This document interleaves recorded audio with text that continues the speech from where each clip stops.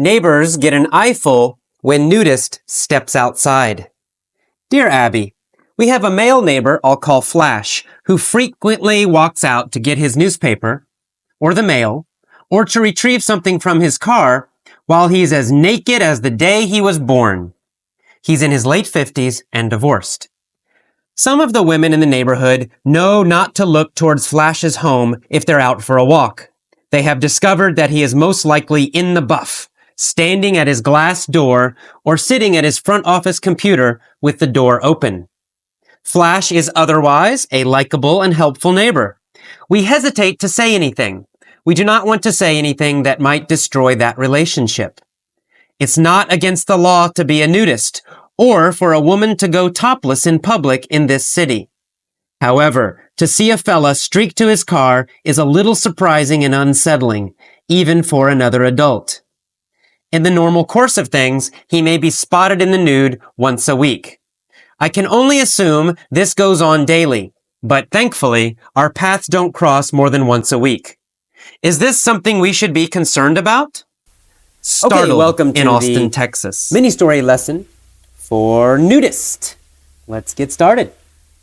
Sarah longs for a fella named Bobby. She loves him deeply. But Bobby lives in Norway, and Sarah lives in San Francisco. Every day, Sarah thinks about Bobby and feels unsettled. Finally, she decides she must see him to be happy. She flies to Norway to retrieve him and bring him back to San Francisco. She spots him at a beach. She wants to run to him, but she hesitates because he's in the buff. She's shocked and startled because he's with a beautiful, busty woman who is also in the buff. Sarah starts to cry. Then she runs away. She returns to San Francisco. Sarah and Bobby never cross paths again. All right, let's go up to the top with questions. Sarah longs for a fella named Bobby. Sarah longs for Bobby. Does she want him very, very much? Yes, that's right. She longs for him. She wants him very, very much. She thinks about him all the time. She longs for him. Does Sarah long for David? Does she want David a lot? No. She doesn't long for David. She longs for Bobby. She really wants Bobby. She really, really needs and wants Bobby. She longs for Bobby. Sarah longs for a fella named Bobby. Does she long for a man named Bobby? Yes, exactly right. She wants a man named Bobby. Does she want a guy named Bobby? Yes, that's right. She wants a fella named Bobby. She wants a fella named Bobby. Does she long for a fella named Jim?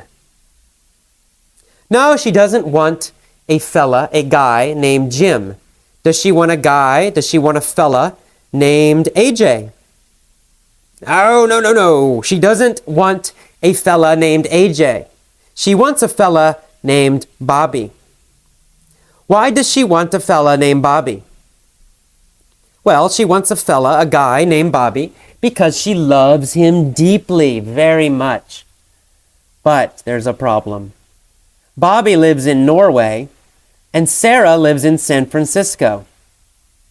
However, every day, Sarah thinks about Bobby, and she feels unsettled.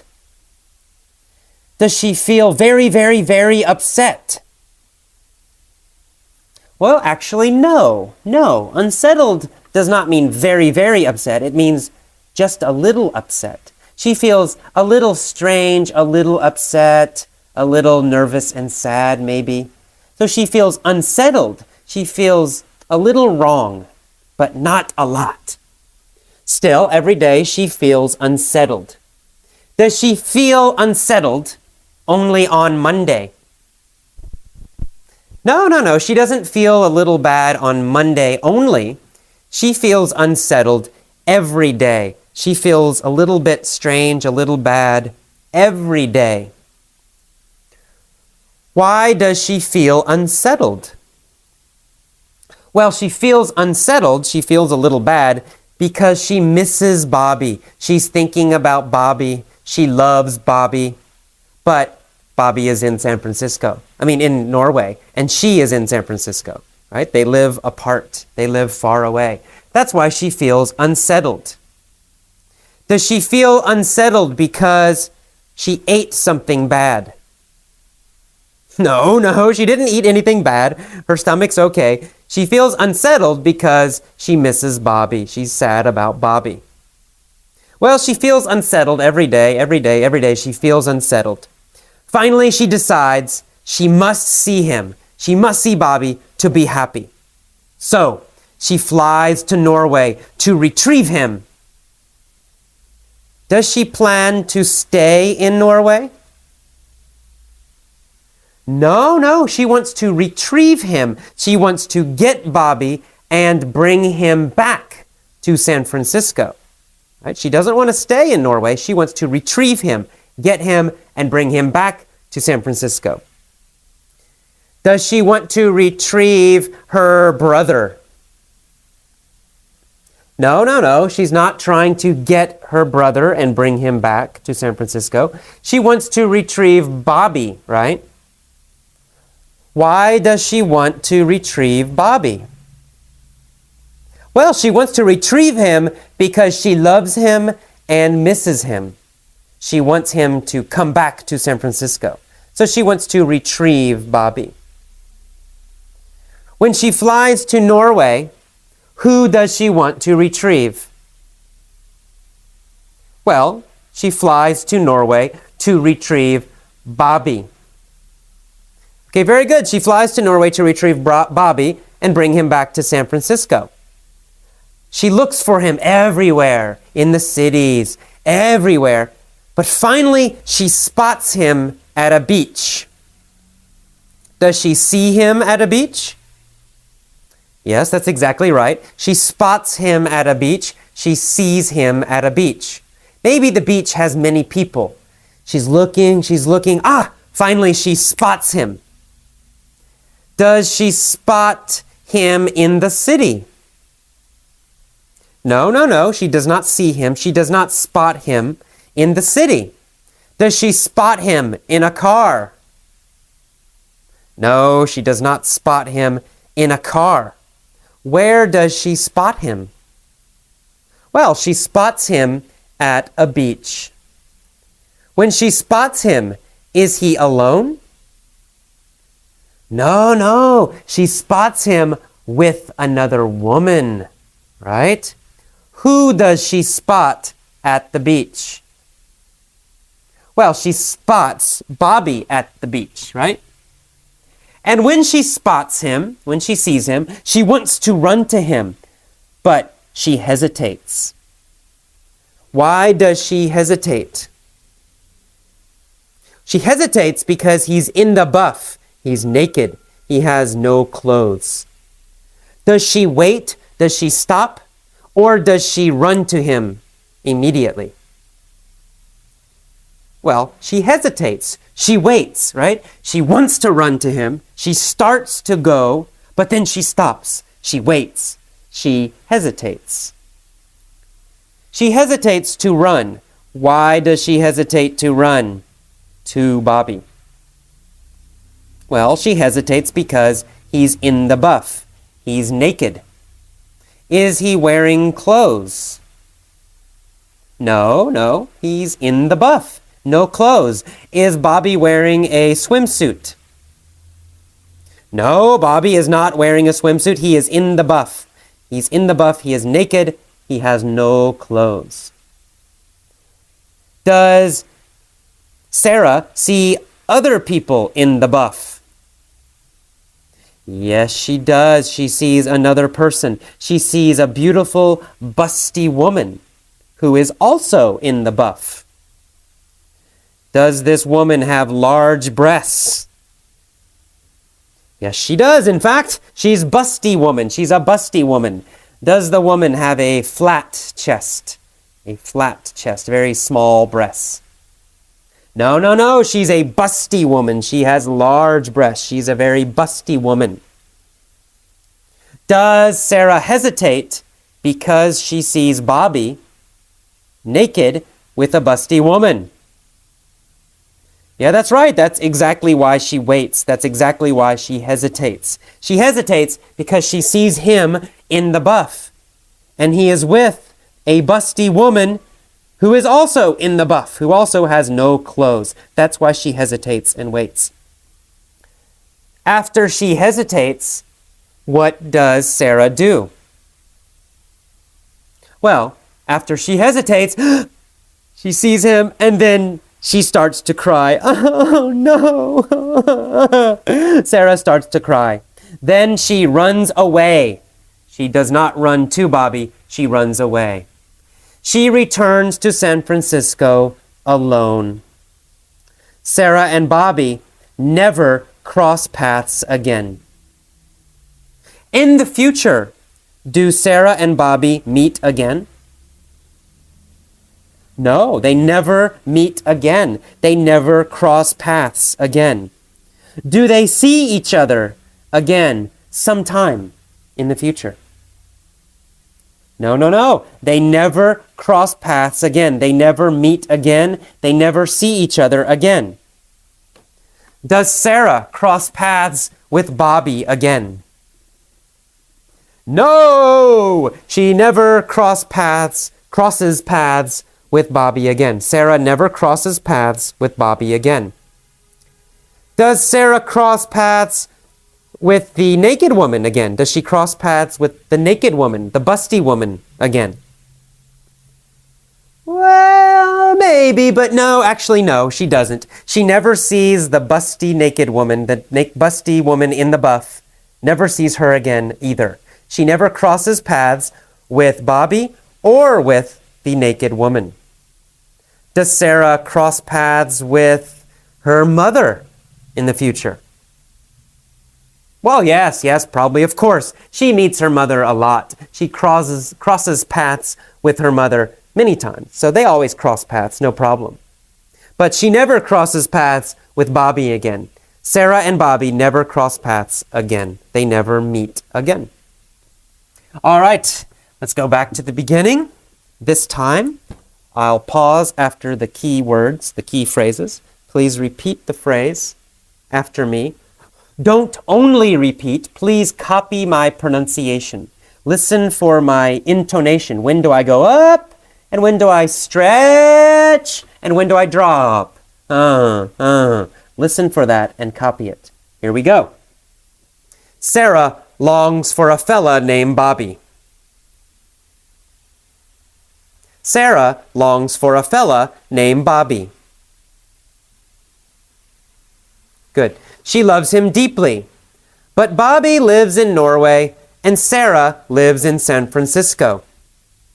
Every day, Sarah thinks about Bobby and feels unsettled. Every day, Sarah thinks about Bobby and feels unsettled.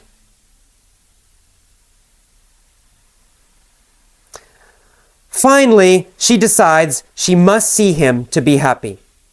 She flies to Norway to retrieve him. She flies to Norway to retrieve him.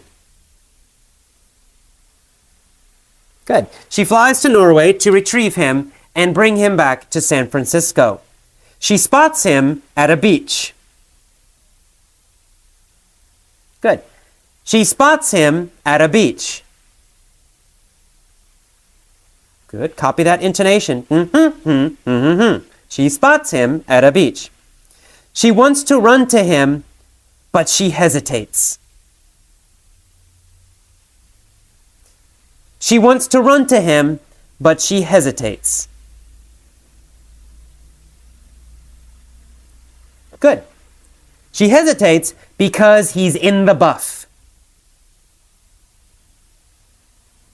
She hesitates because he's in the buff. Very good. She's shocked and startled. She's shocked and startled. Good. She's shocked and startled. She's surprised because he's with a beautiful, busty woman. Good. Because he's with a beautiful, busty woman. Good. She's startled because he's with a beautiful, busty woman who is also in the buff.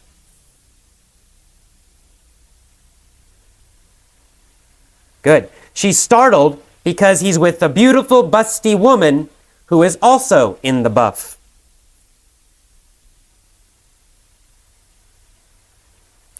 Sarah starts to cry. Then she runs away. She returns to San Francisco. Sarah and Bobby never cross paths again. Good. Sarah and Bobby never cross paths again. Okay, very good. Please pause and tell all of the story again. Tell the entire story. Try to use all the new phrases and vocabulary. All right, I will see you next time. When you finish, go to the point of view story. Bye-bye. Okay, let's get started. It's the point of view mini stories for the Nudist lesson. Are you ready? First, we're going to go back to the past, last week. Last week, Sarah longed for a fella named Bobby. She loved him deeply. But Bobby lived in Norway, and Sarah lived in San Francisco. Sarah thought about Bobby every day and felt unsettled. Finally, she decided she must see him to be happy. She flew to Norway to retrieve him and bring him back to San Francisco. She spotted him at a beach. She wanted to run to him, but she hesitated because he was in the buff. She was shocked and startled because he was with a beautiful, busty woman who was also in the buff. Sarah started to cry. Then she ran away. She returned to San Francisco just yesterday. Sarah and Bobby never crossed paths again. All right, very nice. Let's do another one now. We're going to start with since middle school. Since middle school for version number 2. Since middle school, Sarah has longed for a fella named Bobby. She has loved him deeply all that time since middle school until now. But Bobby has lived in Norway for 10 years and Sarah has lived in San Francisco.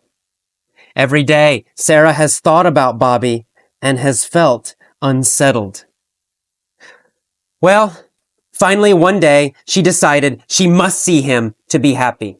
So she flew to Norway to retrieve him and bring him back to San Francisco. She spotted him at a beach one day.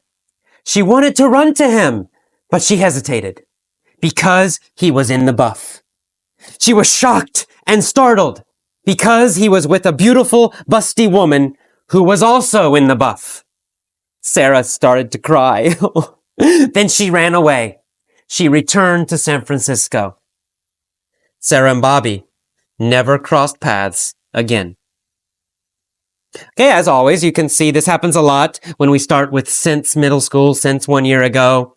Often we have to switch to the past tense again when we talk about a specific event, right? Specific events usually start, they happen, and then they stop. It's all finished in the past. When we talk about, one day or 1 week or one time, well, that tells you, time to use the past. But if we say since middle school, since 2006, until 5 years ago, well, then that tells us, maybe we better start using have gone, or has gone, or had gone. Okay. Third version. Let's go to the future. Into the future. Into the future. Next year, here's my idea for a story. It's a story that will happen next year. There will be a woman named Sarah. Sarah will long for a fella named Bobby. She'll love him deeply. but Bobby will live in Norway, and Sarah will live in San Francisco. Every day, Sarah will think about Bobby, and she'll feel unsettled. Finally, she'll decide she must see him to be happy. She'll fly to Norway to retrieve him and bring him back to San Francisco. She'll spot him at a beach. She'll want to run to him, but she'll hesitate because he'll be in the buff. She'll be shocked and startled because he'll also be with a beautiful, busty woman who'll be in the buff. Sarah'll start to cry. Then she'll run away. She'll return to San Francisco. Sarah and Bobby will never cross paths again. All right, those are our 3 versions. Please listen to them many times. When you understand them, when you know them well, pause after each version and tell all of the story yourself. Tell it starting with last week or last year or 10 years ago. That's version 1. And then tell it again starting with since middle school or since high school or since 2002. That's version number 2. And then tell it again in the future, next year, in the year 2010, or next month. Okay, practice all 3 versions, and that's all. Okay, let's do the commentary for the Nudist lesson. Kind of a funny Dear Abby letter. Okay, here we go. So, imagine this situation. You are living in your neighborhood, probably a nice little suburban neighborhood, little nice houses. And one of your neighbors is always naked. He walks to his mailbox. He's naked. He walks to his car to get something. He's naked. He opens his windows or his doors. You can see him naked inside his house. Would this bother you? Now, I did this lesson in my class here in San Francisco. Most of my students are Asian. So I think Asian society, Asian cultures in general, are more conservative, more worried about nudity or nakedness compared to, let's say, Europe might be on the other side. In my experience, European people seem more relaxed about this kind of thing. And Americans probably in the middle. Europeans think we are too worried about nudity and nakedness, and Asian people probably think we're too liberal, too open about it. So anyway, it's always interesting with Dear Abby letters in my classes because I get to see the opinions of other students from other cultures. I'd say most of my students, I have a combination. I have a lot of Japanese students, a lot of Korean students, a lot of Thai students, and a lot of Mongolian students. And I just got a German student, but not so many Europeans, a few sometimes, and then a fair number of students from South America also. Right now I have one student from Paraguay. So they always have different ideas about these Dear Abby letters based on their personal values and also sometimes based on their culture. So anyway, what do you think? I would like you go to the forums and write, what should they do about this? Should they ignore him? It's no problem, right? So what? He's in the buff. It doesn't matter. The human body is natural. Why should we worry if the man is in the buff? So maybe they should not worry about this fella, right? Not worry about this guy just because he's in the buff.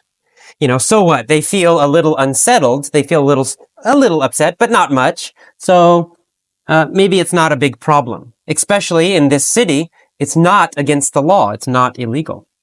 Or maybe you have another idea. Maybe you think that, oh wow, this is terrible, right? So in my class, some people mention children. What if children in the neighborhood see this man naked? Maybe this man has some weird problem. Why does he want people to see him naked all the time? Why is he doing this? Why does he want that attention? Maybe he has some kind of strange problem. Is he wanting women to look at him or what is it? So other people in my class, thought it was definitely a problem and that the neighbors should do something. So, I guess you might have other ideas. Maybe you think it's a problem. Maybe you don't. But anyway, go to the forums and write your opinion. What do you think should be done in this situation? Now, if you want to talk about a more serious topic, this is kind of a funny article, obviously, not so serious. But there is another serious issue which is connected to this, I think. And that is the idea of consensual behavior. And sometimes we call it in English consensual crimes if something is against the law, if it is illegal. And consensual means you agree, to agree.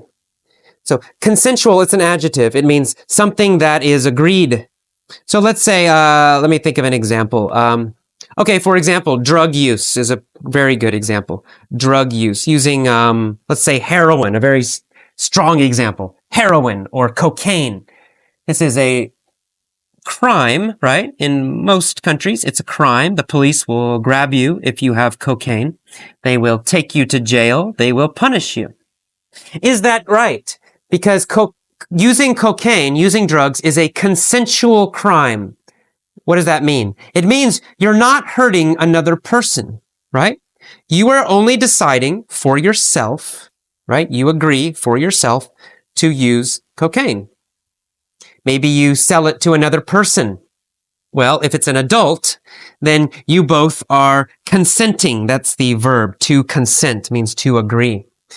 Well, you both consent to buy and sell the drug, right? Nobody's forcing you. Nobody's hurting you. You're not hurting them. They are not hurting you. Nobody's being, using violence or guns or in any way. Everybody agrees. I agree I have the cocaine. I want to sell it. And you agree you want to buy it. It's a consensual crime. It's a crime. The police will arrest you, but it's a consensual crime. It's different than a violent crime, right? If you hurt another person, if you hit them and take their money, that's not a consensual crime. The person did not agree. They did not ask you to hit them. They did not ask you to take their money. That's not consensual. But selling and using drugs for adults, we're not talking about children, we're talking about adults, that is consensual. It's totally consensual. So a lot of people in America, especially in the United States, they think, well, we should not punish consensual crimes. If somebody wants to use cocaine, if somebody chooses to become a drug addict, that's their problem, right? We should not put them in jail. That's their choice. It's a stupid choice, probably, but it's still their choice. They are adults. They are consenting to do this. They are choosing to do it. They're agreeing. So we should not waste time. We should not waste money, with police, paying the police to catch them and then put them in jail. In jail, we spend a lot of money. We have to pay for their food. We have to pay for the building.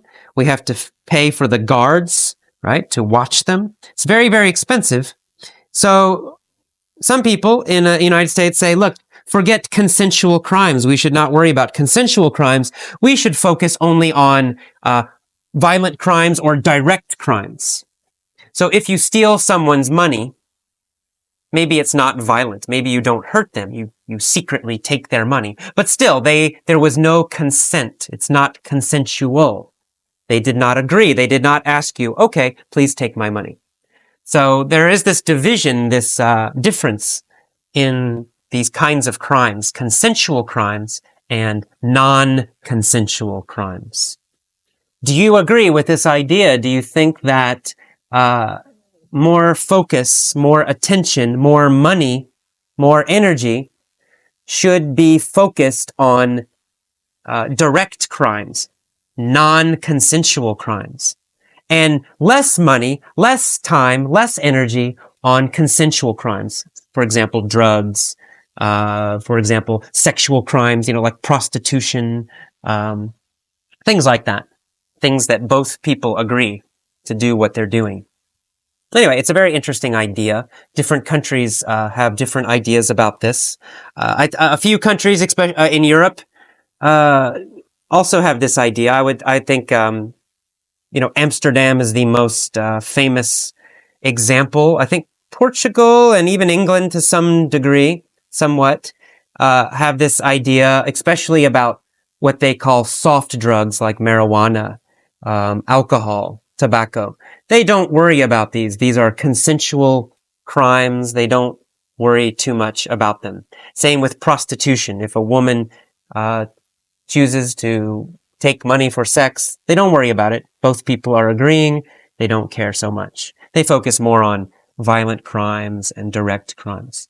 But I know that, living in a country like Thailand, I live there in Asia, it's quite different. There and in Japan and other countries, the idea is more of, everybody must follow the same rules and society will be damaged and destroyed if we let people choose these bad things. We cannot let people make bad choices. That's another idea. I guess that's the idea of, so I guess we have two ideas. One is the government should be a parent and the citizens are like children. So we must not let them make bad choices. And then another idea is that the government is a collection of citizens, and individual citizens are adults and can make their own decisions. Anyway, so there you go. There's a lot of topics to write about in the forums and think about. We have the basic issue of the man in the buff, the neighbor. We have the idea of consensual crimes and non-consensual crimes, right? Things that people choose freely and things that are not chosen. And then we have this idea of government as parent or government as servant, serving the people. All right, you can write about any of those. Those are some small topics and big topics. Okay, well, I'll see you next time. Bye-bye.